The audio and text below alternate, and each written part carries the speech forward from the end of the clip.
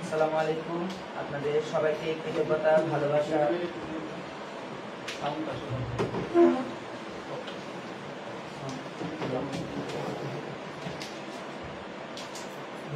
ওই সাউন্ডটা একটু অন করে দেয়, উপরের এটা একটু ডানে চাপ দিলে ক্লিক হয়ে যাবে। ডানে যান, হ্যালো, আরো যান, হ্যালো, হ্যালো, হ্যাঁ একদম হ্যালো, এদিকে ডানে, Bluetooth mode. Hello hello hello, আসসালামু আলাইকুম।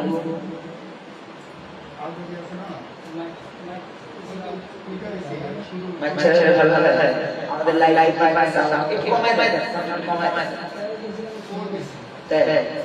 আচ্ছা কমাই দিই, আরো হ্যালো হ্যালো হ্যালো,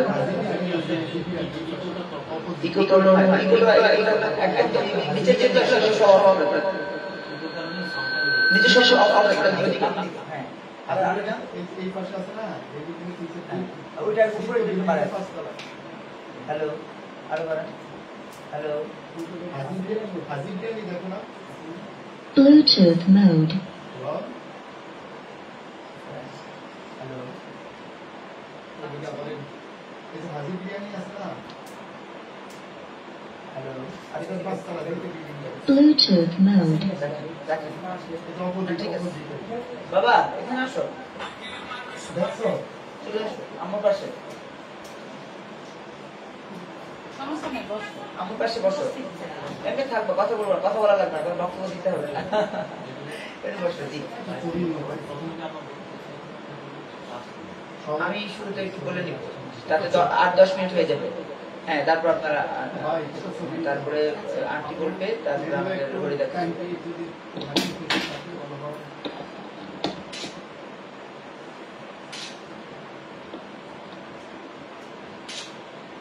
দাদা সহ কিন্তু একটু কাছে আসেন।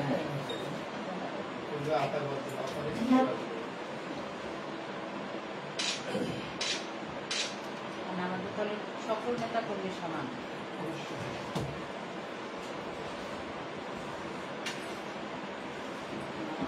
সারা রাত নাইট ডিউটি করে আসছে।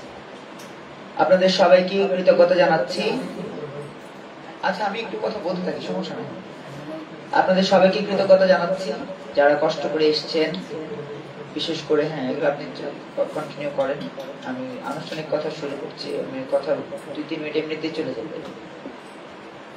আপনারা জানেন, বাংলাদেশে স্বাধীনতার 54 বছরে সবচেয়ে বেশি অর্থনৈতিক সংকট তৈরি হয়েছে এই গত 15 মাসে। উপদেষ্টা বলছেন যে আগামী মাস থেকে আমরা বেতন পাবো কিনা তা নিয়েও আমরা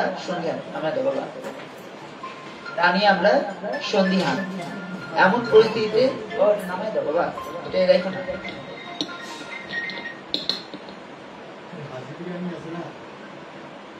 তো এমন পরিস্থিতিতে আমরা নতুন ধারা বাংলাদেশ এনডিপির এই রাজনৈতিক প্ল্যাটফর্ম থেকে শুধু সংশয় প্রকাশ করছি না, আমরা সংকটে দেশের মানুষের অর্থনৈতিক, সাহিত্য, সাংস্কৃতিক, সামাজিক, ধর্মীয়, মানবিক সবগুলো বিষয় বিবেচনা করে আমরা এতটুকু নিশ্চিত হয়েছি যে আমাদের দেশে গত 54 বছরের যে অর্থনৈতিক, সামাজিক, সাংস্কৃতিক আগ্রাসনের শিকার আমরা হয়েছি। আপনারা জানেন যে বন্ধু দেশ ভারতের পক্ষ থেকেও বিভিন্ন সময় কিন্তু আমাদের দেশে তাদের মতো করে তাদের স্বার্থ হাসিলের জন্য একরকমের স্বার্থবাদী চিন্তার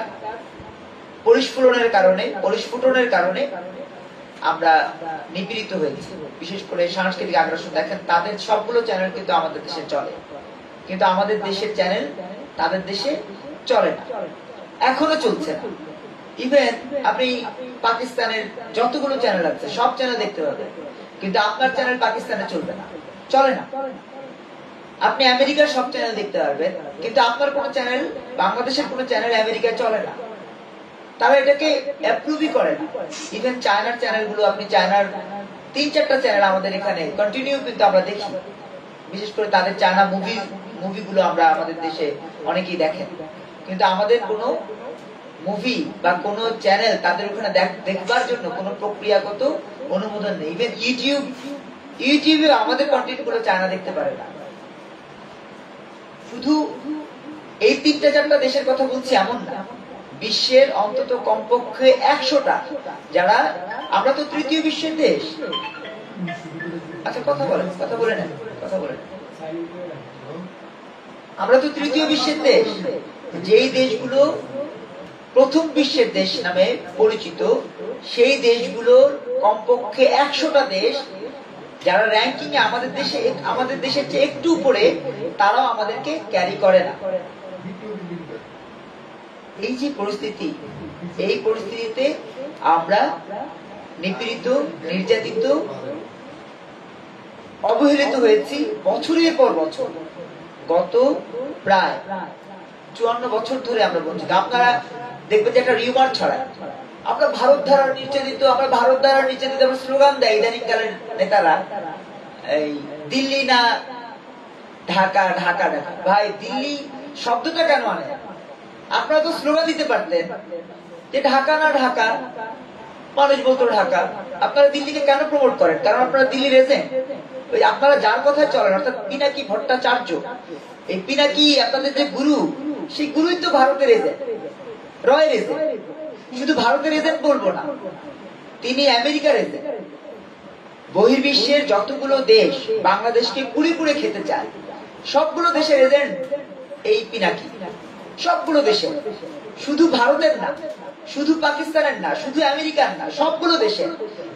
কারো বিরোধিতা করে তার কাছ থেকে ফায়দা হাসিল করছে, আবার কারো পক্ষে বলে তার কাছ থেকে ফায়দা হাসিল করছে। যে কারণে দেখবেন পিনাকির আগের চেহারা আর এখনকার চেহারা, যেমন মমিন মেহেদির আগের চেহারা, এখনকার চেহারা একই রকম।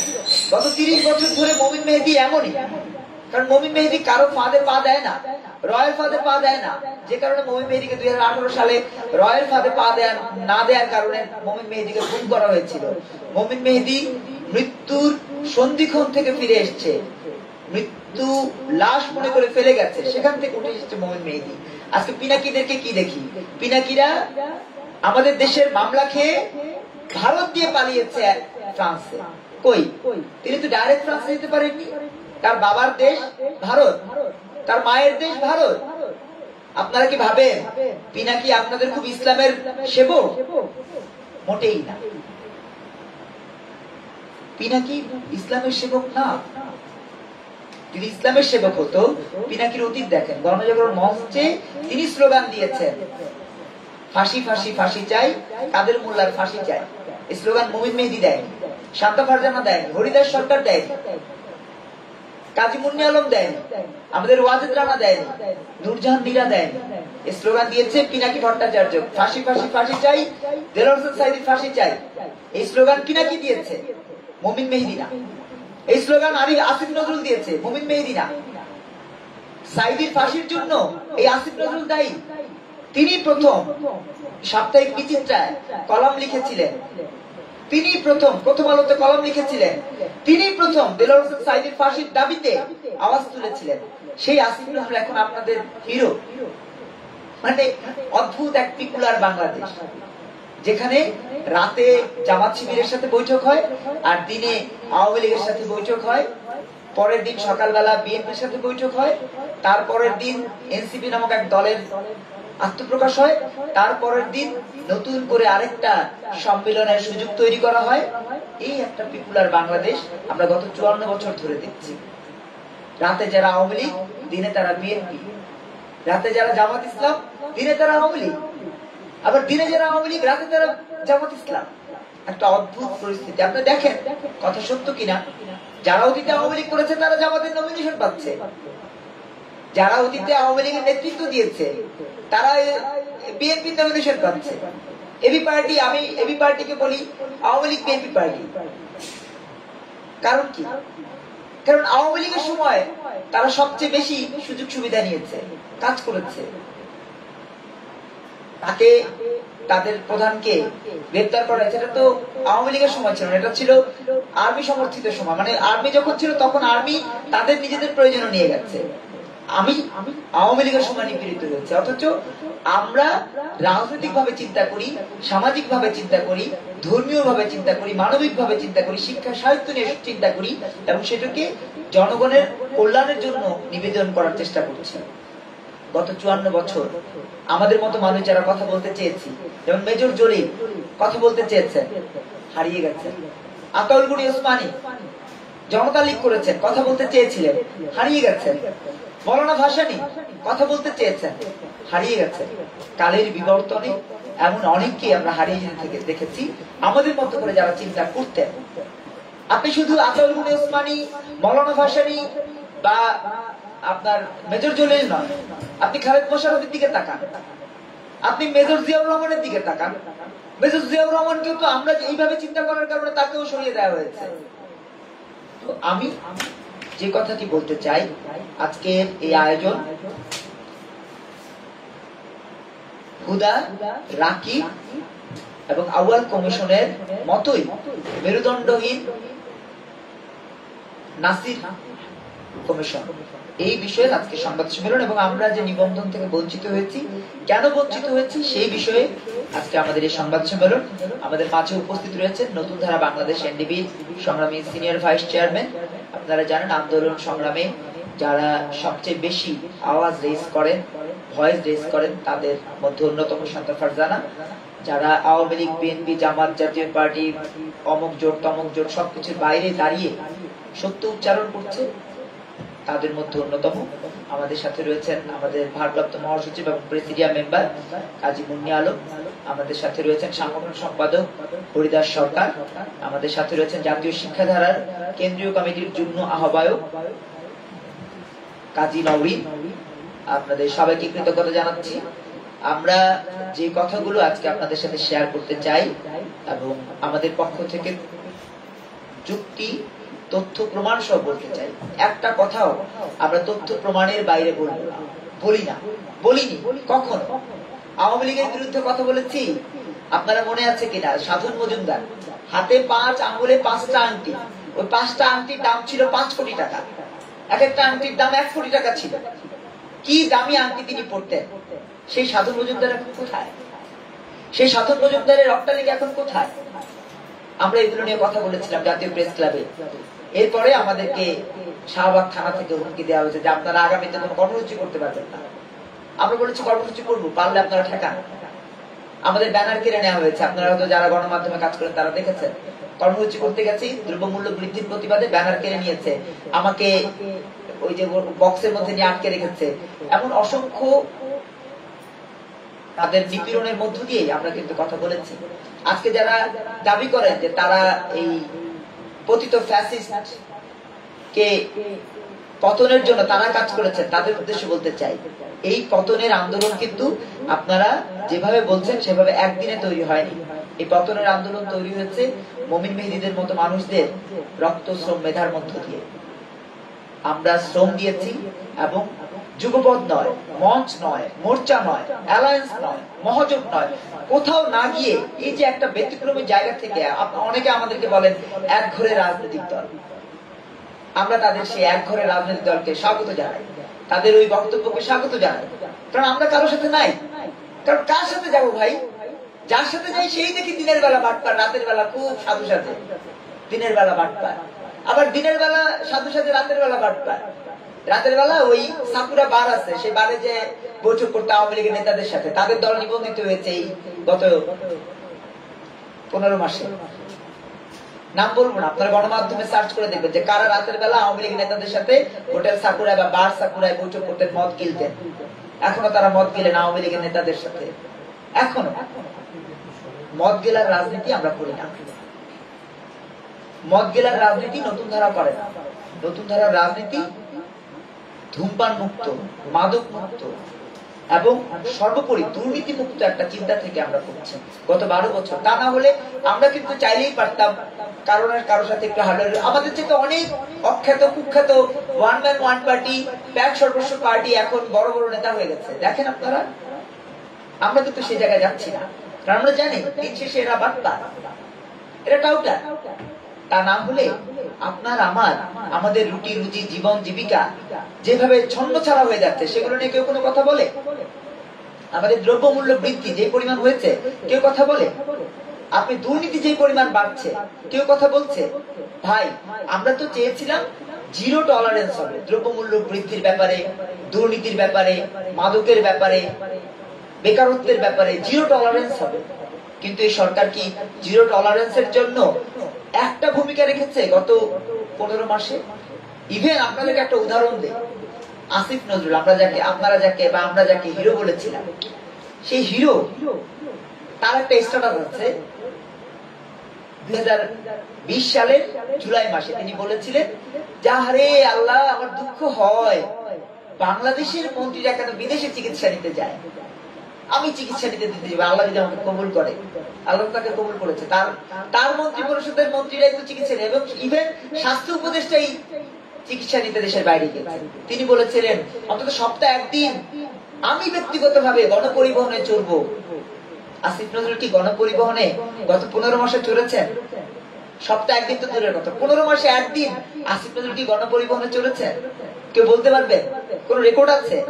বরঞ্চ তার পেট কি পরিমাণ বড় হয়েছে দেখেন, একটু ভালোভাবে খেয়াল করেন। তার চেহারাটা কি পরিমাণ জৌলুস এসছে দেখেন, চেহারাটা। হাফ প্যান্ট পরে খেলতে যায়, হাফ প্যান্ট পরে উপদেশটা খেলতে যায়, ফুল প্যান্ট পরে খেলতে যাবে। আপনি ফুল প্যান্ট পরে খেলতে যাবেন, আপনাকে হাফ প্যান্টে মানা না তো। আপনার রান দেখেছেন কি পরিমাণ দেখতে নোংরা, আপনি সেই রানটা দেখায় খেলতে যান, বাটপারি করার জায়গা পান না।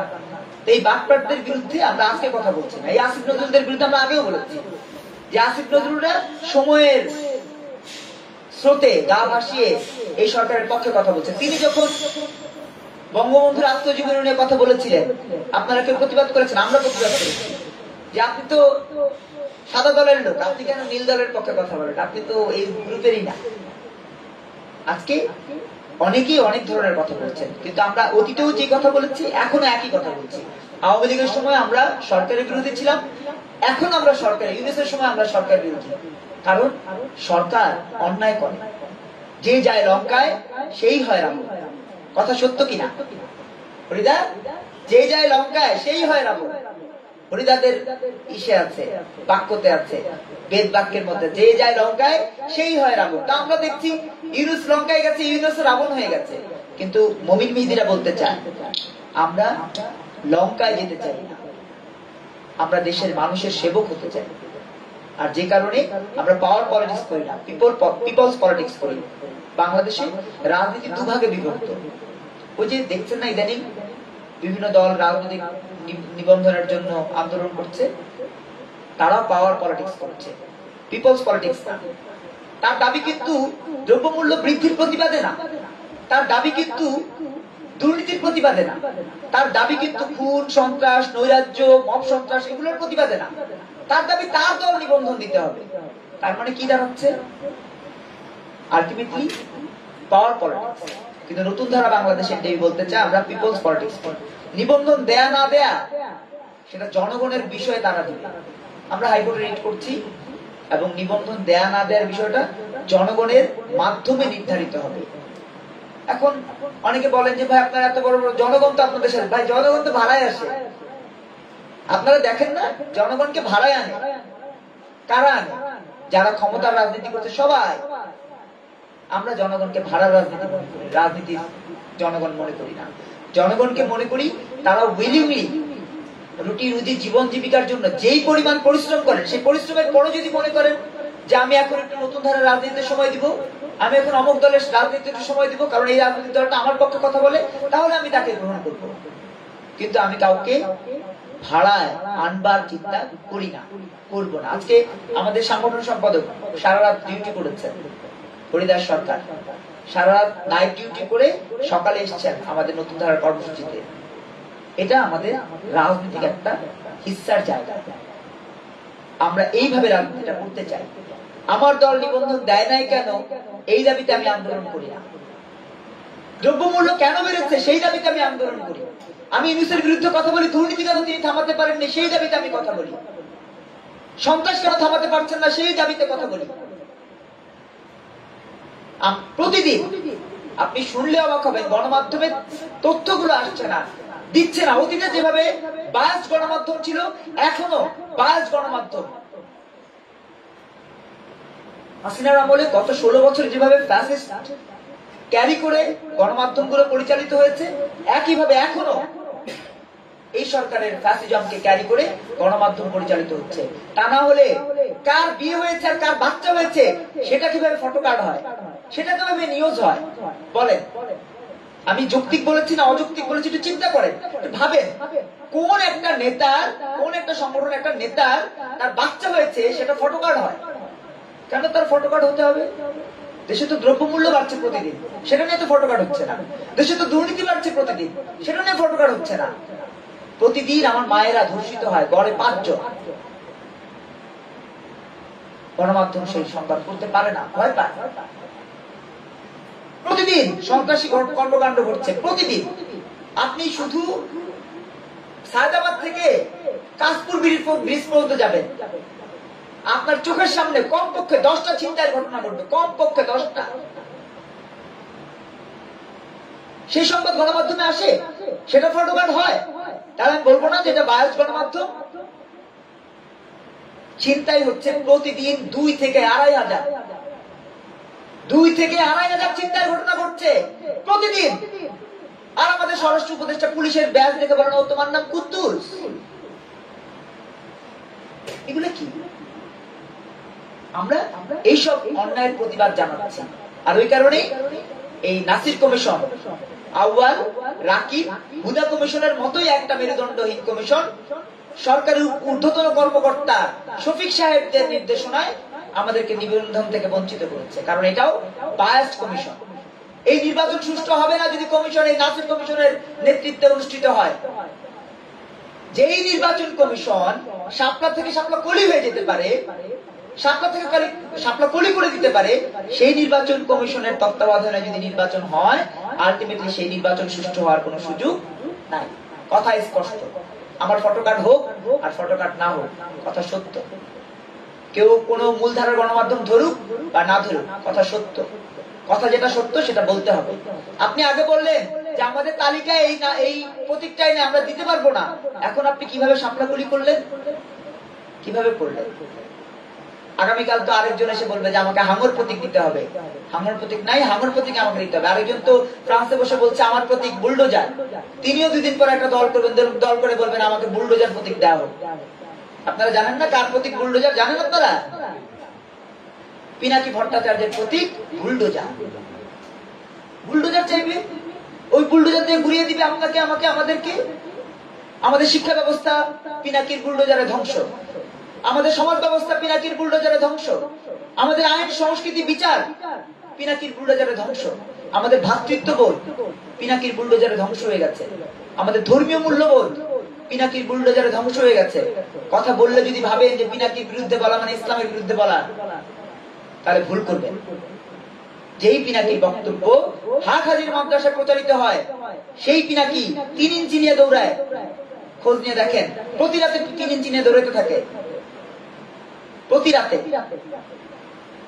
আমরা সেই পিনাকির পাল্লায় পড়েছি, আমরা সেই পিনাকি ইলিয়াসের ফাঁদে পড়েছি। নতুন ধারা বাংলাদেশ এনডিবি এই ফাঁদ থেকে বেরোবার রাজনীতি করছে। আজকে আমি পিনাকির পক্ষে, কালকে আমি পিনাকির বিপক্ষে, এটাও আমরা করি। আগেও বলেছি, এখনো বলছি, আগামীতেও বলবো। জীবন চলে গেলেও বলবো, মবের শিকার হলেও বলবো। 32 ভেঙে দিয়েছেন, আমার খিলগার বাড়ি ভেঙে দিবেন, ভেঙে দেন, কিছু যায় আসে না। আমাদের হারাবার কিছু না। এসছি খালি হাতে, যাবো খালি হাতে। আমার তো কান্নাকাটিরও সুযোগ নাই যে আমার বাড়ি ভেঙে ফেললো, আমার বাড়ি নিয়ে গেল, টিস্যু দিয়ে চোখের পানি মুছবো, সেটা আবার গণমাধ্যম দেখাবে, সেই চিন্তাও করি না। আমার বাড়ি ভেঙে ফেলছে, ভেঙে ফেলছে, আবার মারা হয়ে নিয়ে গেছে, এভাবে চিন্তা করি। পিনাকিদেরকে আমরা বাংলাদেশের মানুষের কাছে ভিলেন হিসেবেই অতীতেও বলেছি, এখনো বলছি। ইলিয়াসরা ভিলেন, পিনাকিরা ভিলেন, কনক সারোয়াররা ভিলেন। আপনারা যাদেরকে হিরো ভাবছেন, 2 দিন পরে আপনাদের চোখের কালো পর্দা সরে যাবে। এই কালো পর্দা সরে যাওয়ার পরে বুঝবেন যে আমাদেরকে, আমাদের দেশের অর্থনীতিকে কারা সবচেয়ে বেশি ক্ষতিগ্রস্ত করেছে। আজকে যে এনসিপি পিনাকি শিষ্য, এই যে উপদেষ্টাদের অধিকাংশ পিনাকির শিষ্য, এই যে নির্বাচন কমিশন অধিকাংশ কমিশনার পিনাকির নির্দেশনায় চলে, সরকার প্রধান তিনিও পিনাকি দ্বারা পায়। নোবেল জয়ী, কিসের নোবেল জয়ী? হাফ নোবেল জয়ী। পুরোপুরি তো তিনি নোবেল বিজয়ী নন। তাকে অর্ধেক দেওয়া হয়েছে, গ্রামীণ ব্যাংককে অর্ধেক দেওয়া হয়েছে। আপনারা তো এগুলো খেয়ালই করেন না। কিসের তিনি নোবেল বিজয়ী? নোবেল বিজয়ী একজন সিরিয়াস নোবেল বিজয়ী কখনো দেশের ধ্বংস চাইতে পারে না। দেশের মানুষের আইন শৃঙ্খলা রক্ষা না করে দেশকে ধ্বংস করে দিতে পারে না। তো অনেক বিষয়ে কথা বলছি, আজকে আমাদের সাথে কথা বলবেন নতুন ধারা বাংলাদেশের এনডিপি নেতৃবৃন্দ। আমি জাস্ট একটা প্রারম্ভিক কথা বলছি। হ্যাঁ, এটা না, আমি এই বিষয়ে কথা বলবো, সরি, আমি এই বিষয়ে কথাই বলবো না। ওনার বিষয়, ওনার নামটাই এখানে বলার দরকার নেই। হ্যাঁ, আমি সংবাদ সম্মেলনের আয়োজন, আমি সংবাদ সম্মেলনের প্রক্রিয়াটা শেষ করি। হ্যাঁ, তো আমরা আনুষ্ঠানিকভাবে কথা বলবো, আমি সবার শেষে কথা বলবো, সংবাদ সম্মেলনের মূল বিষয়গুলো নিয়ে আমি সর্বশেষ কথা বলবো। আমরা এই পর্যায়ে কথা বলবার জন্য অনুরোধ জানাচ্ছি। আমাদের আজকের মূল বিষয় আবার বলে দিই, হুদা, রাকিব, আউয়াল কমিশনের মতো করে মেরুদণ্ডহীন নাসির কমিশন নতুন ধারা বাংলাদেশ এনডিপিকে বায়াস হওয়ার কারণে নিবন্ধন থেকে বঞ্চিত করেছে। তার প্রতিবাদে আমাদের আজকের এই সংবাদ সম্মেলন। সেই সাথে আনুষ্ঠানিক অনেক বিষয় থাকবে, যে বিষয়গুলো চলমান আপনার আমাদের জীবনে প্রবাহিত হচ্ছে, আমরা ক্ষতিগ্রস্ত হচ্ছি, দেশের মানুষ ক্ষতিগ্রস্ত হচ্ছে, এবং দেশের পক্ষে কথা বলবার জন্য একটা পলিটিক্যাল পার্টিও নাই, একটা পলিটিক্যাল পার্টিও দেশের মানুষের পক্ষে কথা বলবার নাই। এমন পরিস্থিতিতে আমরা কথা বলতে এখানে সংবাদ সম্মেলনের আয়োজন করেছি। যখন সকল পলিটিক্যাল পার্টি ইউনুস বন্দনায় ব্যস্ত, যখন সকল পলিটিক্যাল পার্টি এনসিপি বন্দনায় ব্যস্ত, যখন সকল পলিটিক্যাল পার্টি উপদেষ্টাদের বন্দনায় ব্যস্ত, যখন সকল পলিটিক্যাল পার্টি জামাত বন্দনা, বিএনপি বন্দনা, জাতীয় পার্টি বন্দনা অথবা আওয়ামী বন্দনায় ব্যস্ত, তখন আমরা সকল ট্র্যাকের বাইরে দাঁড়িয়ে জনগণের বন্দনায় ব্যস্ত, জনগণের রুটি রুজি জীবন জীবিকা নিয়ে কথা বলতে ব্যস্ত হচ্ছি। এই সংবাদ সম্মেলনের আয়োজন করেছি। এই সংবাদ সম্মেলনে এই পর্যায়ে কথা বলবেন নতুন ধারা বাংলাদেশ এনডিপির সংগ্রামী সিনিয়র ভাইস চেয়ারম্যান, আন্দোলন সংগ্রামের প্রিয় যোদ্ধা। আমাদের আপনারা জানেন নতুন ধারা বাংলাদেশ এনডিপির ভাইস চেয়ারম্যান, তিনি শিক্ষা নিয়ে কাজ করছেন এবং কোন লোভ মোহনা যে আমার জামাই প্রেস সচিব হবে, তারপর আমার এই পাওয়ার ডিস্ট্রিবিউশনের পরিচালক বানাবে, এইসব চিন্তা থেকে না। নতুন ধারা বাংলাদেশ এনডিপির senior vice chairman Shanta Farzana দেশের জন্য, দেশের মানুষের জন্য গত 13 বছর কাজ করছেন। লাগলে আরো 23 বছর আমরা যদি আল্লাহ আমাদেরকে হায়াত দান করেন, আমরা এভাবেই কথা বলবার জন্য অনুরোধ জানাচ্ছি শান্তা ফারজানা। বিজয় বাংলাদেশ, বিজয় নতুন ধারার অঙ্গীকার, দুর্নীতি থাকবে না আর, সেই স্লোগানকে বুকে রেখে নতুন ধারা এগিয়ে চলেছে টেকনাফ থেকে তেতুলিয়া, রূপসা থেকে পাথুলিয়া। তারই ধারাবাহিকতায় আজ আমরা বিজয় মিলনায়তনে আমাদের জাতীয় কার্যালয়ে উপস্থিত হয়েছি। উপস্থিত সকল সংবাদ কর্মী, আপনাদের প্রতি শ্রদ্ধা, এবং আমাদের নতুন ধারা বাংলাদেশের চেয়ারম্যান মমিন মেহেদী, উপস্থিত আছেন নতুন ধারা বাংলাদেশের মহাসচিব কাজী মনি আলম, আপনার প্রতি কৃতজ্ঞতা। শুধু নারায়ণগঞ্জ থেকে এসেছেন তিনি, তার প্রতি অশেষ ভালোবাসা। উপস্থিত আছেন আমাদের সাংগঠনিক সম্পাদক হরিদাস সরকার সহ উপস্থিত সবাইকে অন্তরের অন্তঃস্থল থেকে ভালোবাসা। অত্যন্ত দুঃখ ভারাক্রান্ত মন নিয়ে বলতে হয় যে স্বাধীনতার 54টা বছর পার হয়ে গেল, কিন্তু জনগণ প্রতারণার খপ্পরে প্রতিদিন প্রতিনিয়ত পড়ছে। এই নতুন ধারা বাংলাদেশ 2012 সাল থেকে নিবেদিত আছে জনগণের জন্য। আমরা বারবার নির্বাচন কমিশনে আমাদের কাগজপত্র জমা দিয়ে আমাদেরকে বঞ্চিত করা হচ্ছে। এই 2025 সালেও আমরা আমাদের সকল কাগজপত্র জমা দিলাম, আমাদের কমিটিগুলা দিলাম, সবকিছু প্রত্যেকটা ক্রাইটেরিয়া ফিল আপ করে দেওয়ার পরও আমাদেরকে বঞ্চিত করা হয়েছে। দেওয়া হয়েছে এমন একটা দলকে যারা কিনা উত্থান হয়েছে কয়েক মাস, সরকারের পেইড, সেটা টেকনাফ থেকে তেতুলিয়া, রূপসা থেকে পাথুলিয়া, প্রত্যেকটা মানুষ জানে এই যে শাপলা করে যাদেরকে দেওয়া হয়েছে তারা সরকারের পেইড একটা দল। আমার এক ছোট ভাই লাকসামে, সে কালকে আমাকে বলছিল যে আপু, সে আওয়ামী লীগের সাথে ছাত্রলীগের সাথে যুক্ত ছিল, এখন তাকে স্থানীয় ছেলেরা বলছে যে এদের সাথে যুক্ত, কারণ লাকসামে এরা 51 সদস্য বিশিষ্ট কমিটি গঠন করার জন্য লোক পাচ্ছে না, তারা টাকা দিয়ে পদের লোকজন করছে, আহ্বায়ক হচ্ছে। এই হলো এই দলকে তারা নিবন্ধন দিয়েছে। হচ্ছে। অথচ আজকে যে সারা রাত নাইট ডিউটি করার পরে হরিদাস সরকার দাদা যে এসছেন, তিনি কিন্তু আমাদের দলের পেইড কেউ না। আমরা টাকা দিয়ে পদ বিক্রি করি না। এই যে মুন্নিয়া পাস সপ্তাহে 6 দিন পরিশ্রম করেন, তারপর শুক্রবারে তিনি একটু সময় পান, চলে এসছেন দৌড় দিয়ে। এই যে আরো যারা আসছেন, আরো আমাদের মনির জামান ভাই আছে, আজকে আমাদের নীরা আপা, তিনি ঝিনাইদহে একটা সাংগঠনিক কাজে গেছেন। ডাক্তার নূরজাহান নীরা, তিনি আমাদের ভাইস চেয়ারম্যান, সেই শুধু ঝিনাইদহে ছোট বাচ্চাটাকে নিয়ে তিনি চলে গেছেন, সেখানে আমাদের যশোর ঝিনাইদহ কমিটি কাজ চলছে। আমরা কাজ করি। নতুন ধারা বাংলাদেশের জন্মলগ্ন থেকে আমরা মানুষের জন্য রাজপথে ছিলাম। অথচ এখন যারা নিবন্ধন পেয়েছে তারা কিন্তু মানুষের জন্য না। এই গত কয়েক মাসে আপনি একটা রাজনৈতিক দলকে দেখবেন না মানুষের জন্য কথা বলেছে, কিন্তু নতুন ধারা বাংলাদেশ কিন্তু একের পর এক গণমানুষের জন্য রাস্তায় দাঁড়াচ্ছে। আমরা মবের ভয় পাই না, আমরা কোনো সন্ত্রাসীর ভয় পাই না, কারণ সাদাকে সাদা বলতে হবে এবং কালোকে কালো বলতে হবে, এই শিক্ষা আমরা পেয়েছি। আমরা মনে করি যে এরা যদি নিবন্ধন না দেয় তাহলে তারা আসলে অন্ধ, তারা দেখে না, আমাদের কাগজপত্রগুলো খুলেই দেখেনি, আমাদের একটা নেতা কর্মীকেও তারা ফোন দেয়নি, একটা কমিটিতেও তারা পরিদর্শন করতে যায়নি।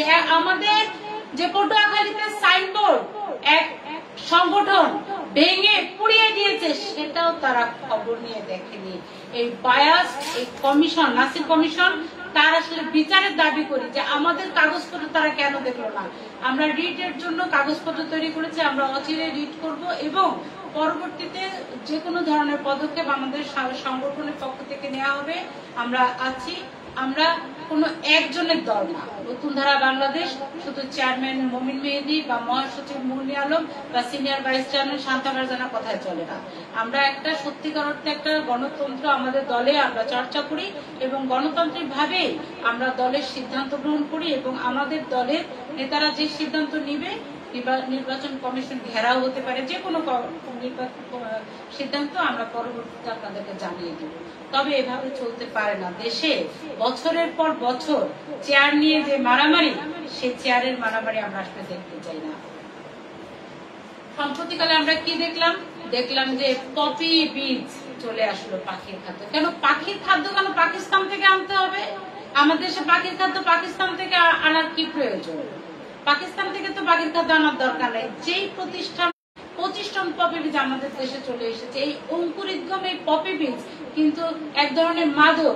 তাহলে বুঝেন যে আমার দেশের সন্তানদেরকে নষ্ট করার জন্য, যুব সমাজকে নষ্ট করার জন্য কি রকম শারীরিক শিক্ষা, যে শিক্ষক, শরীরচর্চা যে শিক্ষক, সেই শিক্ষক পদ বাতিল করা হবে, সঙ্গীত বিষয়ক শিক্ষক পদ বাতিল করা হবে।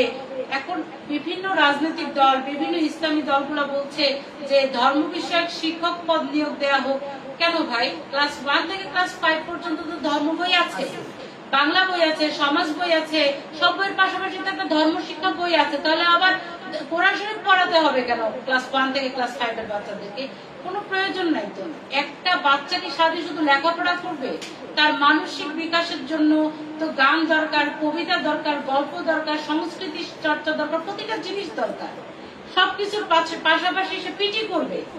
স্কুলে যখন শুরু হয় তখন প্রথমে কিন্তু শপথ পড়তে হয়, পিটি পড়তে হয়, জাতীয় সঙ্গীত গাইতে হয়, একটা শিষ্টাচার আছে। তো সব জায়গায় যদি আপনারা ধর্ম নিয়ে টানাটানি করেন, বাসে যদি আপনারা বোন কেন ছোট পোশাক পরলে এটা বলে বোনকে আপনারা লাঞ্ছনা করেন, তাহলে তো হবে না। মহিলাদের ওনা ধরে টানাটানি করেন, ওর মাথায় কাপড় নাই, ওর বুকে কাপড় নাই, এগুলোতে আপনারা কেন তাকান? কেন পুরুষ তার চোখের পর্দা না দিয়ে শুধু মহিলাদের পোশাক নিয়ে টানাটানি করবে? এটা তো কোনো প্রয়োজন নাই।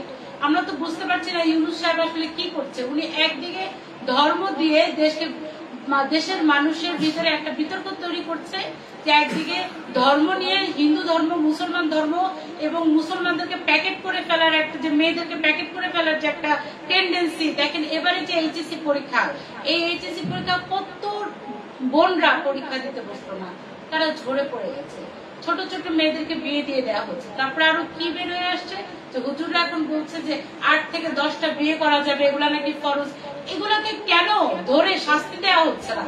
যারা বলছে যে একাধিক বিয়ে করা যাবে, এগুলা ফরজ, একই সাথে মাকেও বিয়ে করছে, মেয়েকেও বিয়ে করছে, এবং তারা বলছে যে মহিলাদের কাজ শুধু বাচ্চা হবে আর সে বাচ্চা দেখাশোনা করতে হবে আর স্বামীর কথা মতো চলতে হবে, এগুলোই মহিলাদের ফরজ কাজ। এদেরকে ধরে যারা এই ধর্মের নামে উস্কানি দিচ্ছে এদেরকে তো শাস্তির আওতায় নিয়ে আসা উচিত। তা না হলে দেশটা কোন দিকে যাচ্ছে? দেশের মানুষ তো খেতে পায় না। সে মহিলাদেরকে প্যাকেট করার কথা বলে, অথচ আমার যে বোনটা রাস্তায় ইট ভাঙে তার দিকে তাকিয়েছে একবার? যে বোনটা এই রোদের ভিতরে ইট ভাঙে, যে বোনটা গার্মেন্টস এর কাজ করে তার দিকে তাকিয়েছে একবার? যে বোনটা রাস্তায় ঘুমায়, পাগল হয়ে গেছে, যে বোনটা হাত পাতে আপনাদের সামনে, তার কথা ভেবেছে একবার? ভাবেনি। এরা আসলে শুধু নিজেদের কথাই ভাবে। তাই আমরা বলতে চাই এই যে সরকার, এই সরকার অন্তর্বর্তীকালীন সরকার অবৈধ, এর কোনো যৌক্তিকতা নাই যে সে একের পর এক বিভিন্ন রকমের বিষয় আমাদের সামনে উপস্থাপনা করছে। এখন আবার তারা উপস্থাপনা করছে গণভোট। জুলাই বাস্তবায়ন, জুলাই সনদ বাস্তবায়নের জন্য তারা আবার গণভোট নিয়ে আসতে যাচ্ছে। গণভোট তো সারা বাংলাদেশের ইতিহাসে 3 বার হয়েছিল, একটা 1977 সালে, একটা 85 সালে, একটা 1991 সালে। সেটা বিভিন্ন প্রেক্ষাপটে হয়েছিল। একবার জিয়াউর রহমানকে রাষ্ট্রপতি হিসেবে মানুষ দেখতে চায় কিনা, আবার হোসেন মোহাম্মদ এরশাদকে দেখতে চায় কিনা, এইসব 3টা সময় হয়েছিল। এখন কেন এরা আবার গণভোট আনতে চাচ্ছে? গণভোট মানে তো একটা খরচ, গণভোটের তো দরকার নাই।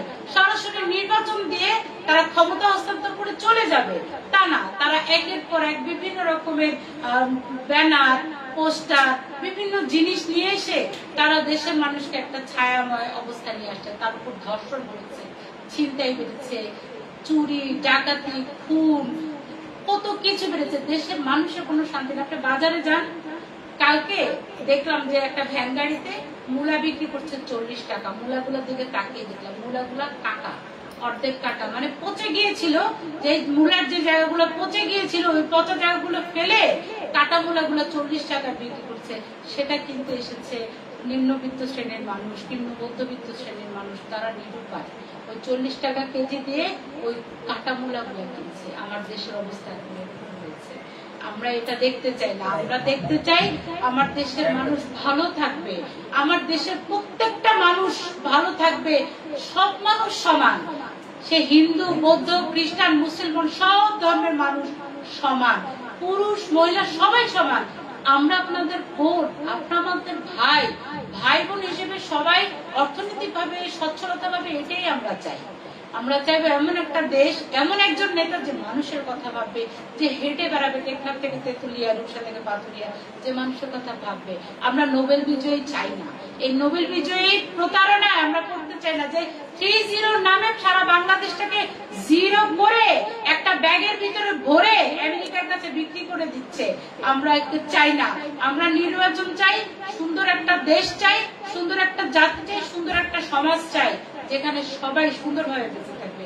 বিজয় বাংলাদেশ, বিজয় নতুন ধারা। আজকে শুক্রবারের দিনে আপনারা যারা এসেছেন সবার প্রতি আমি কৃতজ্ঞতা, শ্রদ্ধা। নামাজের আজকে শুক্রবার জুমার দিন, আপনাদের সবার প্রতি কৃতজ্ঞতা। নামাজের সঙ্গে ঘনিয়ে আসছে, আমরা সবার প্রতি শ্রদ্ধা এবং সম্মান জানাচ্ছি। সবাই ভালো থাকবেন। ধন্যবাদ। আপনাদের যে প্রশ্নগুলো আছে প্রশ্নের উত্তর আমি দিব। আপনারা হচ্ছে যে নেতৃবৃন্দ শুধু জাস্ট সংহতি প্রকাশ করছেন, তাদের ওপিনিয়নটা জানাচ্ছেন। আমি এই পর্যায়ে কথা বলবার জন্য অনুরোধ জানাচ্ছি নতুন ধারা বাংলাদেশ এনডিবির সংগ্রামী মহাসচিব এবং প্রেসিডিয়াম মেম্বার কাজী মুন্নি আরবি।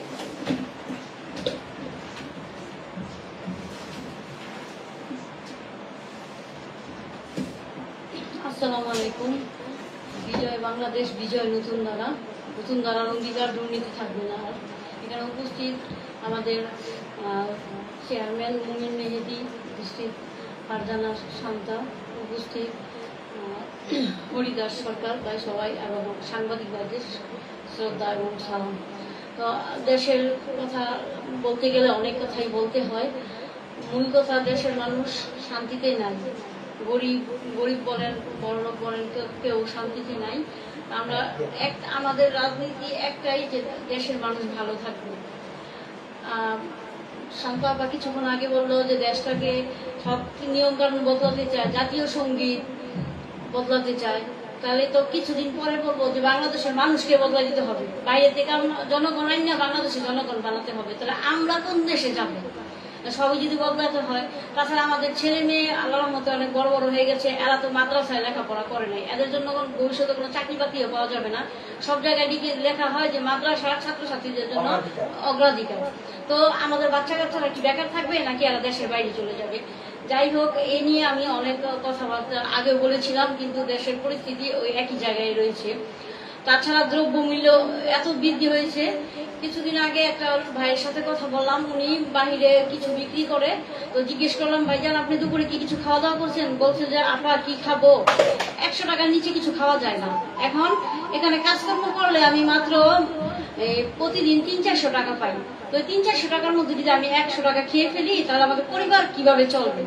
তো লোকটা দেখেন, দেখা গেছে আমি একজনের সাথে কথা বলছি, এমন তো দেখা গেছে অনেকজনই না খেয়ে কাজকর্ম করতে দেখা যায় অসুস্থ হয়ে যায়। আবার অসুস্থ হলে কি হবে, সরকারি হাসপাতাল থেকে, ধরেন আমি নারায়ণগঞ্জ থাকি, নারায়ণগঞ্জে একটা অনেক ব্যবসায়িক এলাকা, সবাই বলে নারায়ণগঞ্জ খুব ডেভেলপ, কিন্তু ভালো চিকিৎসার ব্যবস্থা নেই। কিছুদিন আগে আমার বাবা স্ট্রোক করলো, ভিক্টোরিয়া হাসপাতাল থেকে পাঠাই দিল হৃদরোগ হাসপাতালে, যেখানে স্ট্রোক করছে, ওইখানে 2 দিন রাখার পর পাঠালো কি, সরদিতে নিয়ে যান, আপনার বাবার 2-3টা সমস্যা আছে, ওখানে সমাধান করতে হবে।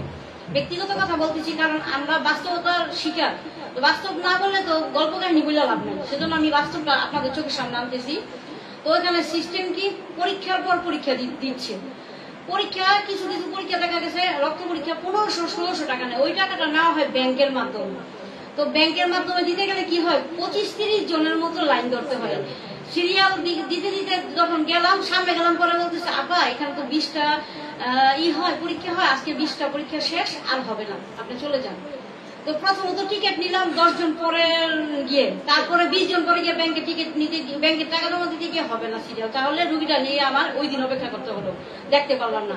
আবার ফিরে পরের দিন গেলাম, পরের দিন রক্ত পরীক্ষা করলাম, পরের দিন আর ডাক্তার আসলো না।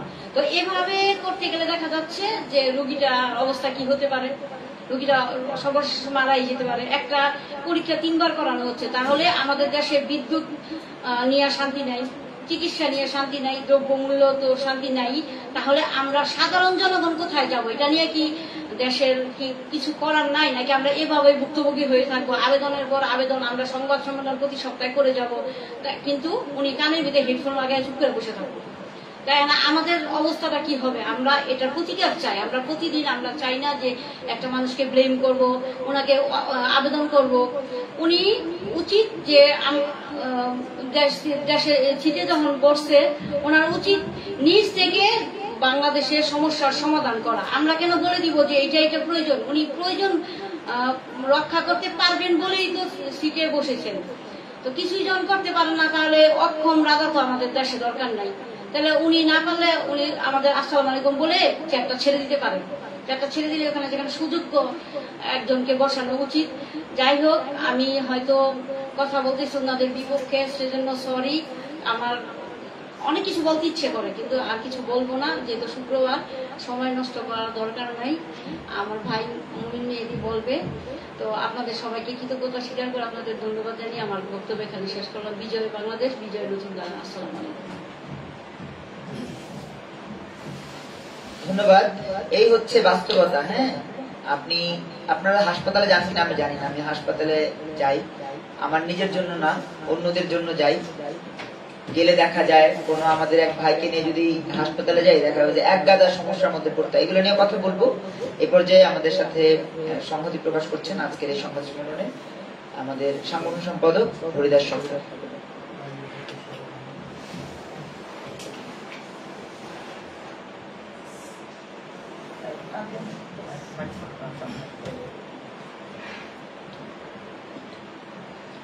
বিজয় বাংলাদেশ, বিজয় নতুন ধারা। নতুন ধারার অঙ্গীকার, দুর্নীতি থাকবে না, এই স্লোগানকে বুকে লালন করে এগিয়ে চলছে নতুন ধারা বাংলাদেশ এনডিবি। আজকে এই নতুন ধারা বাংলাদেশ এনডিবি কর্তৃক আয়োজিত যে সংবাদ সম্মেলন, তাতে উপস্থিত আছেন নতুন ধারা এনডিবি এর সম্মানিত প্রতিষ্ঠা চেয়ারম্যান জনাব মমিন মেহেদী সাহেব, উপস্থিত আছেন নতুন ধারা বাংলাদেশ এনডিবি এর সিনিয়র ভাইস চেয়ারম্যান শান্তা আপা, উপস্থিত আছেন আমাদের যুগ্ম মহাসচিব কাজী মুন্নিয়া আলম আপা সহ নতুন ধারা বাংলাদেশ এনডিবি এর নেতাকর্মী বৃন্দ ও সাংবাদিক ভাইয়েরা, আপনাদের সকলের প্রতি জানাই সংগ্রামী শুভেচ্ছা ও অভিনন্দন। প্রথমে আমি সাংবাদিক ভাইদের প্রতি দৃষ্টি আকর্ষণ করে বলবো যে আমাদের চেয়ারম্যান মহোদয় যে কথাগুলো বলেছেন সেটা আপনার আমার, শুধু আমার ব্যক্তিগত না, আপনার ব্যক্তিগত না, সকলের জন্য। যদি সকলের জন্য, গরিব দুঃখী মেহনতি মানুষের যদি সকলের জন্য হয়ে থাকে, তাহলে আপনারা প্রত্যেকটা সাংবাদিক ভাই বোনেরা আপনারা আপনাদের মতো মনে করে এইটা বস্তুনিষ্ঠ সত্য কিনা এটা পত্র পত্রিকার মাধ্যমে জানিয়ে দিয়ে বাংলাদেশের প্রত্যেকটা জনগণকে জানিয়ে দেবেন যে আসলে এই নতুন ধারা বাংলাদেশ এনডিবি কিসের জন্য কাজ করে এবং তারা সত্য কথা বলে কিনা এবং তারা অন্যায়ের বিরুদ্ধে কাজ করে কিনা, এইটা আপনাদের কাছে আমার বিনীত অনুরোধ। তাছাড়া বলতে হয় যে নতুন ধারা বাংলাদেশ এনডিবি এর আমরা নির্বাচন কমিশন যে আমাদের নিবন্ধন দেয়নি, এর ব্যাপারে বলবো যে আমাদের যদি কোনো সন্তানের বাবা যদি ভালো হয়, তার ছেলে পেলে তারা ভালো হয়। যেমন আমাদের বলতে গেলে আমাদের বাংলাদেশের এখন কোনো বাবা মা নাই। যে সন্তানের বাবা মা নাই তারা জারজ সন্তান বলে আপনারা সকলেই জানেন। কিভাবে জারজ সন্তান হয়? যার বাবা নাই তার ওই মহিলাটা যেই হোক না কেন, সে রাস্তার পাশে থাকে, সে বিভিন্ন ভাবে নির্যাতিত হয়, অন্যের সঙ্গে সঙ্গ নিয়ে তারপর সন্তানাদি সে যেভাবে জন্মগ্রহণ করে, ওই সন্তানটাই হয় তারা জারজ। আমাদের বাংলাদেশের যেভাবে এখন পরিস্থিতি চলতে আছে, আমাদের বাংলাদেশের কোনো বাবা মা নাই। এখন আমাদের যেহেতু বাংলাদেশের কোনো বাবা মা নাই, এরা আমরা জারজ সন্তানের মতো আছি বাংলাদেশ নিয়ে। আর যেহেতু বাবা মা হিসাবে বর্তমান সরকার যে আছেন, এর তো কোনো কথাই নেই। তার কারণ সে যে তার ছেলেপান, আমরা যারা সাধারণ জনগণ আছি, সে তাদের নিয়ে ভাবে না। সে ভাবে যে কিভাবে একের পর এক কিভাবে করবে। দেশ নিয়ে তার ভাবার কোনোই যুক্তিকতা আসে না এবং সেই 14 মাসে সে আদৌ কিছু ভাবে না, দেশের জন্য কিছুই করে নাই। সে করছে কি, সে খুন গুম ধর্ষণ দ্রব্যমূল্য বৃদ্ধি ঊর্ধ্বগতিতে কিভাবে এইগুলো করবে, লোকের মাধ্যমে কিভাবে করাবে, জনগণ ভালো থাকতে পারবে না, এইটাই সে চায়। সে চায় না যে বাংলাদেশের মানুষ সুষ্ঠু সুন্দরভাবে জীবনযাপন করুক। এইটা আমাদের ইউনূস সাহেব চায় না। যেহেতু না চায়, তাহলে আমরাও, আমাদের তো কোনো বাপ মা নাই। এই জন্য আমরা বলতে চাই, এই যে আমরা যে বাস্টার্ড ভাবে আছি, আমাদের এই পিতামাতা, এদের বাদ দেওয়া উচিত। এদের বাদ দিয়ে যে আমরা কিভাবে বাঁচতে পারি, এটা ইউনূস সরকারের বোঝা উচিত যে আমরা যেহেতু আমাদের সন্তান ছেলে পেলে বাংলাদেশের জনগণ যেহেতু লালন পালন করতে পারতেছি না, তাহলে এদের কাছ থেকে আমি হয়তো বিতাড়িত নেই। নয়তো বাংলাদেশের যে জনগণ, আমরা যে সাধারণ জনগণ আছি, তাদের কিভাবে যে মানে কি বলে যে তাদের তাড়িয়ে দেব, তার ভাষায় প্রকাশ করার মতো পাচ্ছি না। যাই হোক, আর আমার বেশি বলার কিছু নাই। আমার শ্রদ্ধেয় মমিন মেহেদী সাহেব অনেক কিছু বলেছেন, সামনে অনেক কিছু বলবেন, এই আশাবাদ ব্যক্ত করে আমি আমার সংক্ষিপ্ত বক্তব্য শেষ করছি। বিজয় বাংলাদেশ, বিজয় নতুন ধারা।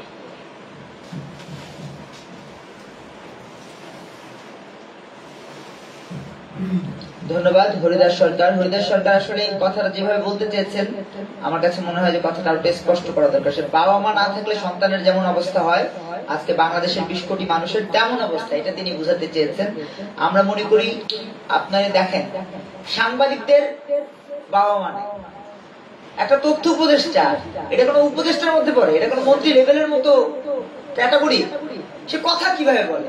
সে কি আজ এই গত 14 মাসে, তার আগে যিনি ছিলেন ওটা তার একটা গর্ত ছিল, এখন যেটা আসছে এটা আরেকটা গর্ত। তাদেরকে তো উপাধি দেওয়া হচ্ছে সান্ডা, পেটু, গোপাল ভাঁড়, এগুলো তাদেরকে কিন্তু সোশ্যাল মাধ্যমে বলা হচ্ছে। তো এই গোপাল ভাঁড়, সান্ডারা গণমাধ্যমকে কোন ভূমিকায় নিয়ে গেছে? ওই 20 বছর আগের নতুন করি ওটার টাইনাই নিয়ে চেষ্টা করছে নিজেকে এস্টাবলিশ করার জন্য। আরে ভাই, পুরানা জিনিস আপনি নতুন করে নতুন বোতলের মধ্যে বইরা যদি আপনি চিন্তা করেন যেটা মনে হয় নতুন দেখাবে, আদৌ থেকে নতুন হয়? নিজের যদি মেধা থাকতো কিছু করতেন। ইভেন যে না খেয়ে থাকে, 2 বেলা 2 মুঠো ভাত খাওয়ার যার নিরাপত্তা নাই, তাকে দিয়েছে চ্যানেলের অনুমোদন। এই হচ্ছে আমাদের তথ্য উপদেষ্টার অবস্থা। বাংলাদেশে গত 54 বছরের সকল রেকর্ড ভঙ্গ করে আমরা অতীতে যেভাবে নিপীড়িত হয়েছি, নির্যাতিত হয়েছি, বঞ্চিত হয়েছি, তার মাত্রা এখন যেন মনে হয় ডবল হয়েছে, 2 গুণ বেড়েছে আমাদের নিপীড়নের মাত্রা। আপনি যদি যান টেকনাফে, দেখবেন যে আগে টেকনাফে যেই জায়গাটা দিয়ে মানুষ সেন্ট মার্টিন যেত, সেই জায়গায় যে রমরমা বাণিজ্য ছিল, ব্যবসা বাণিজ্য করে মানুষ খেতে পারত, আজকে সেখানে প্রায় 2000 মানুষ কর্মহীন হয়ে গেছে, বেকার হয়ে গেছে। অটো চালাবে, অটো চালায় কয় টাকা ইনকাম করবে? অটো চালায় ইনকাম করা যায় না। এই যারা এখন অটো চালায় তারা তো দীর্ঘশ্বাস ছাড়ে, বলে জমার টাকায় উঠে না, তাহলে আমি আমার ভরণ পোষণ কিভাবে করব, সংসার কিভাবে চালাবো? কথায় কথায় একটা অটো নিয়ে নেমে যায়, পরে দিন শেষে দেখা যাবে যাত্রী নেই। এই পরিস্থিতিতে বাংলাদেশ, হরিদা হয়তো এই কথাটাই বলতে চেয়েছেন। এবং এই যে দ্রব্যমূল্য বৃদ্ধির প্রতিবাদ বা দ্রব্যমূল্য স্থিতিশীল রাখবার জন্য যে প্রক্রিয়া আপনি দেখেছেন, আমি একটু খোলাসা করে বলি, আমি একটু সময় নিই আপনাদের কাছ থেকে। আপনারা দেখেছেন যে একটা লোক ছিল জব্বার মন্ডল, ভোক্তা অধিকার নিয়ে তিনি খুব নেড়ে চেড়ে দিতেন। কদিন আগেও তিনি নেড়েছেন, 2 মাস আগে। 2 মাস পর্যন্ত তার কোনো বক্তব্য নাই, কোনো বাজারে তিনি যান না, কোথাও কোনো আড়তে তিনি যাচ্ছেন না, বন্ধ করে দেন। কোন কোম্পানিতে, কোন প্রতিষ্ঠানে তিনি যাচ্ছেন না, কোন কোম্পানিকে তিনি ওই যে ধরে না, আগে গিয়ে ধরতো না যে এই 2 টাকার মাল কেন 4 টাকা বেচতেছেন, এখন আর করছে না। কারণ কি?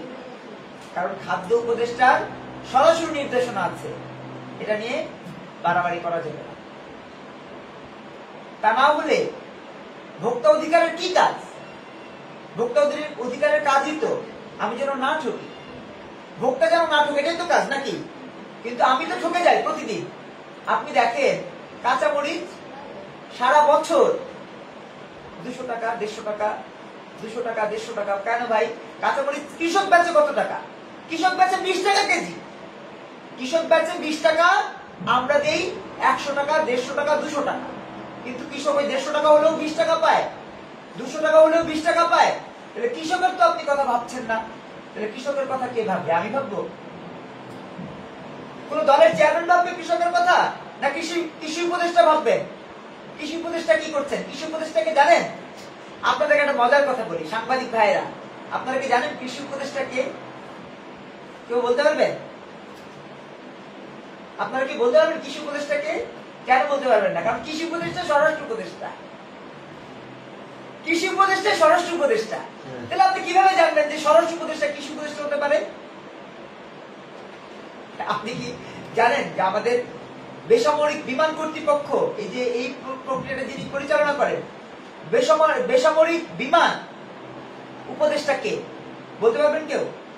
পারবেন না, কারণ ওইটা আরেকটা ভেতরে আড়ালে চলে গেছে। বাণিজ্য উপদেষ্টা যিনি, তিনি বেসামরিক বিমান উপদেষ্টা।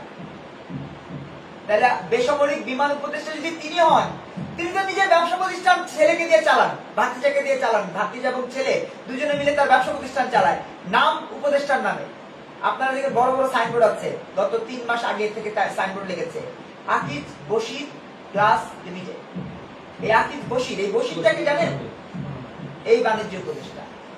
3 মাস এসেছেন, উপদেষ্টা হয়েছেন, আবেদন করেছেন, সকল কাগজপত্র রেডি করেছেন, নিজের নামে, নিজের বাবার প্রতিষ্ঠান, ভাইয়ের প্রতিষ্ঠান, সব প্রতিষ্ঠান নিজের নামে করে চালিয়ে দিচ্ছেন। আকিজ বিরির নাম শুনেন নাই? আকিজ বিরি, আকিজ বিরির ছেলে হলো আফিল, শেখ আফিল উদ্দিন। কার এমপি ছিল? শেখ হাসিনার এমপি ছিল, আওয়ামী লীগের এমপি ছিল। আর বশির সাহেব কে? আফিলের ভাই। তাহলে কই রসুনের কোয়া সব কোথায়? এক জায়গায়। তো নতুন ধারা নিবন্ধন কিভাবে পাবে ভাই? নতুন ধারা নিবন্ধন পাবার জন্য তো ন্যূনতম নিরপেক্ষতা থাকতে হবে। আওয়ামী লীগের ভাই ইউএসের উপদেষ্টা, তাহলে কেমনে কি হবে? না, হচ্ছে না, দেশ সঠিকভাবে চলছে না। খাদ্য উপদেষ্টা যিনি, তিনি কথা বলেন, তিনি ডায়পার করে যান সংবাদ সম্মেলনে। শিশু যেন চেয়ারে লেগে না যায়, যেন ডায়পার করে, বাচ্চারা যে ডায়পার করে, এই ডায়পার করে যান সংবাদ সম্মেলনে, কর্মসূচিতে, সচিবালয়ে। বুড়া মানুষ প্রধানী দিলেই খবর হয়ে যায়। এই হলো উপদেষ্টা। সেই উপদেষ্টা যদি আপনার খাদ্যদ্রব্য নিয়ন্ত্রণ করতে না পারে, তাহলে দেশের মানুষ না খেয়ে থাকবে না। দুর্নীতি থামানোর জন্য তার দায়িত্ব, সেই স্বরাষ্ট্র উপদেষ্টা। হাটে কিভাবে দেখেন? পূজা দিয়ে হাটে।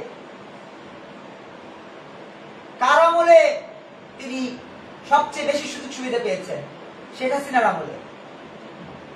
এই স্বরাষ্ট্র উপদেষ্টা সবচেয়ে বেশি সুযোগ সুবিধা পেয়েছেন শেখ হাসিনার আমলে, সবচেয়ে বেশি। তার বাড়ি করা হয়েছে শেখ হাসিনার আমলে। এই যে ফাউজুল কবির খান, তার বাড়ি করা হয়েছে শেখ হাসিনার আমলে, রাজুকের অনুমোদন নিয়েছে শেখ হাসিনার আমলে। ঘেটে দেখেন কাগজপত্র। আসিফ নজরুলের এই যে সম্মানজনক অবস্থান, এটা তৈরি হয়েছে শেখ হাসিনার আমলে। ওই যে বঙ্গবন্ধু বন্দনা করেছে আসিফ নজরুল, বঙ্গবন্ধু বন্দনার পরে বিএনপি ক্যাটাগরির শিক্ষক হওয়ার পরেও তার সর্বোচ্চ সম্মান ঢাকা ইউনিভার্সিটিতে তৈরি হয়েছে শেখ হাসিনার আমলে। এই যে এনসিপি নেতারা তৈরি হয়েছে কোন আমলে, ভর্তি হয়েছে কোন আমলে? শেখ হাসিনার আমলে, আওয়ামী লীগ আমলে। ছাত্রলীগ করা ছেলেরা সারাদিন বঙ্গবন্ধু বন্দনা করতো, সেই সার্ভিস এখন এনসিপির বড় নেতা, কালকে অমুককে ফেলে দিবে, তরশু অমুককে ফেলে দিবে, হাসনাত অমুককে ফেলে দিবে। যে কারণে নতুন ধারা নিবন্ধন পাচ্ছে না, কারণ তারা জানে যে নতুন ধারা নিবন্ধন পেলে এখন যেমন নিবন্ধন ছাড়াই কথা বলে মানুষের কাছে পৌঁছে যায়। মুটে মজুর, রিক্সাওয়ালা, খেটে খাওয়া মানুষেরা নতুন ধারার রাজনীতি করে।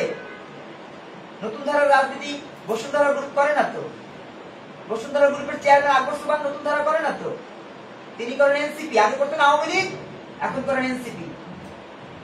1000, 1500, 2000 কোটি টাকা কোথেকে আসে? কমিটি যে করেন এনসিপি নেতারা, টাকা কই পান? বাপের জমিদারি ছিল? বাপের তো জমিদারি ছিল না, বাপ তো স্কুলের মাস্টার ছিল। এনসিপি নেতা নাহিদের বাবা স্কুল মাস্টারের ছেলে, স্কুল মাস্টারে তো এখন কোটিপতি হয়ে গেছে, হাজার হাজার কোটি টাকা হাত দিয়ে গুনে।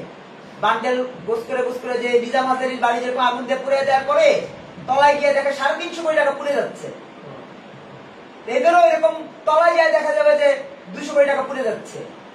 তারা ভুলে যায়, ওদিক থেকে তারা শিক্ষা নিতে পারে না। এই নাসির কমিশন হুদার থেকে শিক্ষা নিতে পারেনি। হুদাকে যে জুতা মেরেছে, হুদাকে যে জুতা মেরে শিক্ষা দিয়েছে, নাসির কমিশন সেখান থেকে শিক্ষা নেয়নি। এই শিক্ষা না নেওয়ার কারণেই নতুন ধারা বাংলাদেশ এনডিবি নিবন্ধন থেকে বঞ্চিত। রাকিব কমিশন থেকে শিক্ষা নেয়নি,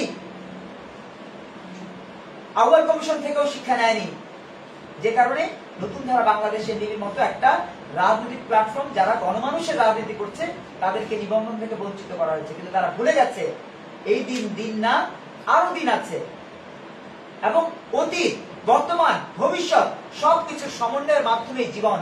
সেই জীবনে কখনোই ভুল রাস্তায় হাঁটা উচিত না। ভুল রাস্তায় হাঁটছেন ডক্টর ইউনূস, ভুল রাস্তায় হাঁটছেন আসিফ নজরুল, ভুল রাস্তায় হাঁটছেন এই যে এখন চিফ প্রসিকিউটর, আমি তাকে বলি চিফ, মানে যেটা খুব কম দাম, এটা খুব কম দাম, তার কোনো দাম নাই। যদি দাম থাকতো এবি পার্টি থেকে এখানে তিনি আসতেন না, বলতেন না আমি এই পদে যাব না।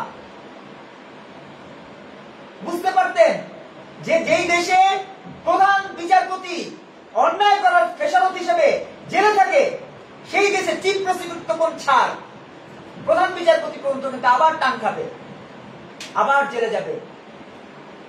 ইতিহাস কাউকে ক্ষমা করে না, ইতিহাস কাউকে ক্ষমা করে না।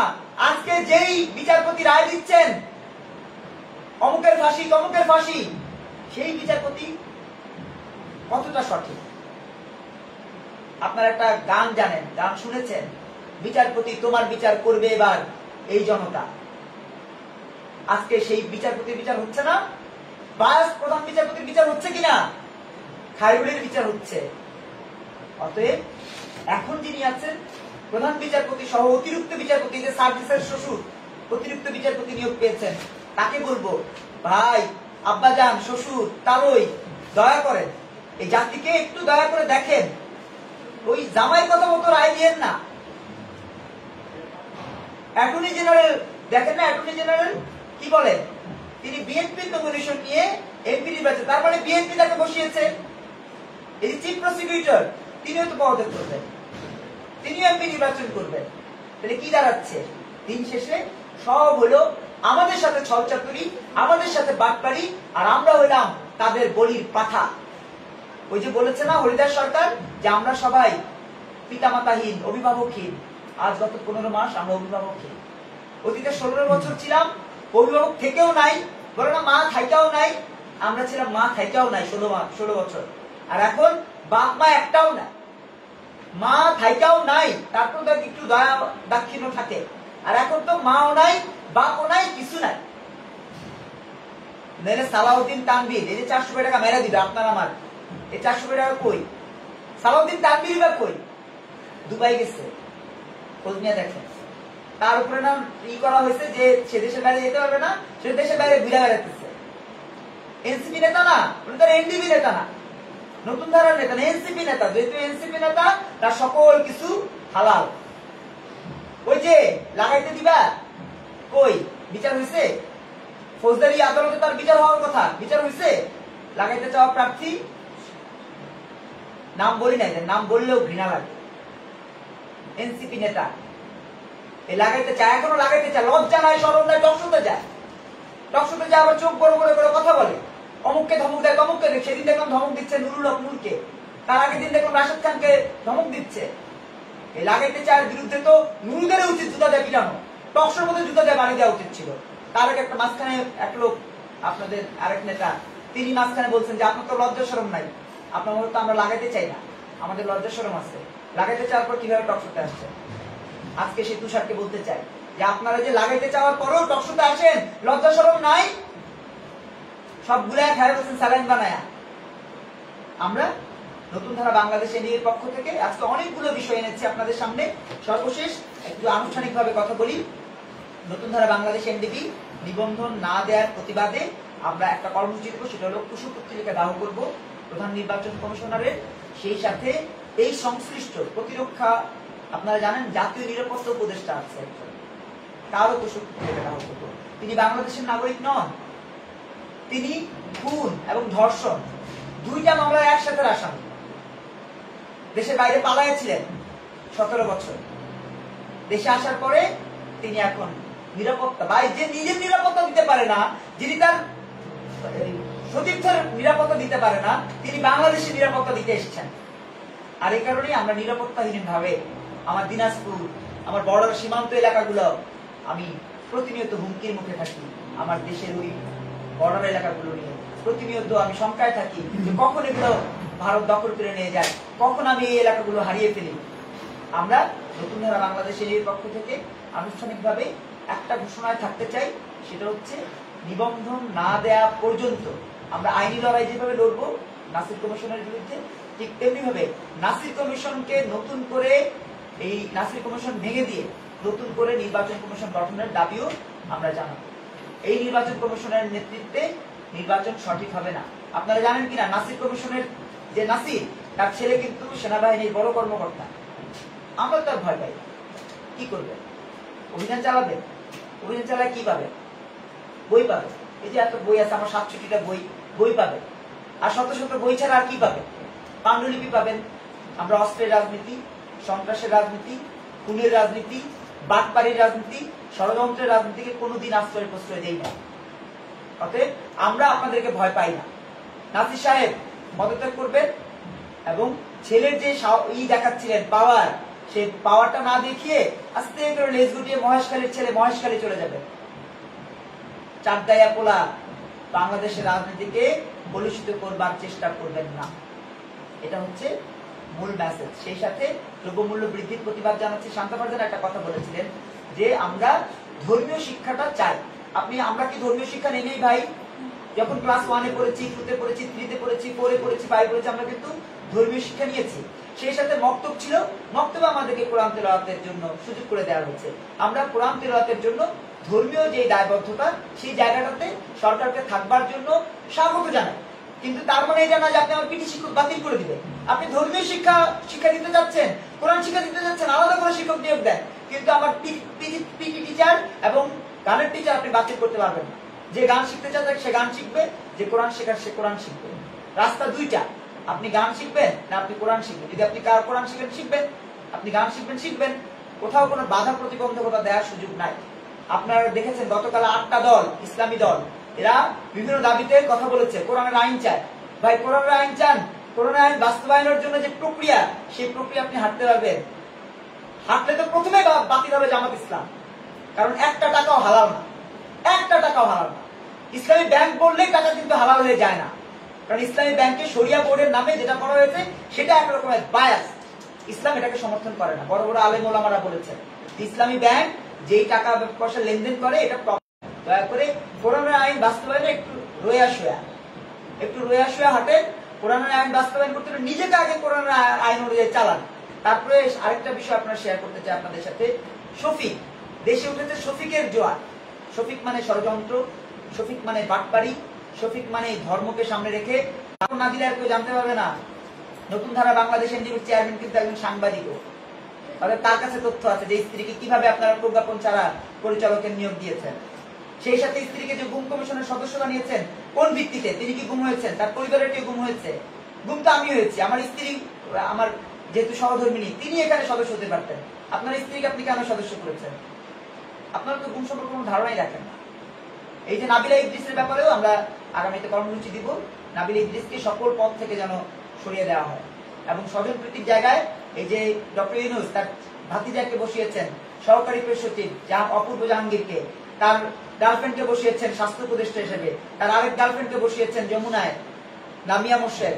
এই সকল বিষয় নিয়ে আমরা আপনাদের সাথে সোচ্চার থাকতে চাই কথায় এবং রাজপথে আলোচনার মাধ্যমে আমরা এই কথাগুলো জনগণের সামনে উপস্থাপন করতে চাই। যে পর্যন্ত না দ্রব্যমূল্য কমাবার জন্য, স্থিতিশীল রাখবার জন্য একটা মূল্য তালিকা দিবে, যেই পর্যন্ত না মনিটরিং টিম করে 64 জেলায় দ্রব্যমূল্য নিয়ন্ত্রণের জন্য স্থিতিশীল পদক্ষেপ নিবে, যেই পর্যন্ত না দুর্নীতি প্রতিরোধে দুদককে স্বাধীন করে দিবে, যেই পর্যন্ত না আমার বর্ডার, আমার বন্দর, আমার দেশের সম্পদ বিদেশিদের হাত থেকে অবমুক্ত করবে, সেই পর্যন্ত আমাদের আন্দোলন চলবে, নতুন ধারার আন্দোলন চলবে। নিবন্ধনের দাবির পাশাপাশি জনদাবি কন্টিনিউ থাকবে। সবাইকে কৃতজ্ঞতা। বিজয় বাংলাদেশ, বিজয় নতুন ধারা। জি,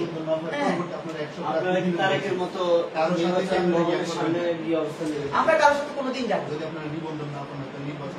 নির্বাচন আমরা স্বতন্ত্র করবো। আমাদের যারা প্রার্থী তারা স্বতন্ত্র নির্বাচন করবে। আমাদের যারা প্রার্থী যদি কোনো কারণে আল্লাহ না করুক নিবন্ধন থেকে নিবন্ধন বঞ্চিত হওয়ার কোনো সুযোগ নাই, নিবন্ধন পাবো ইনশাআল্লাহ।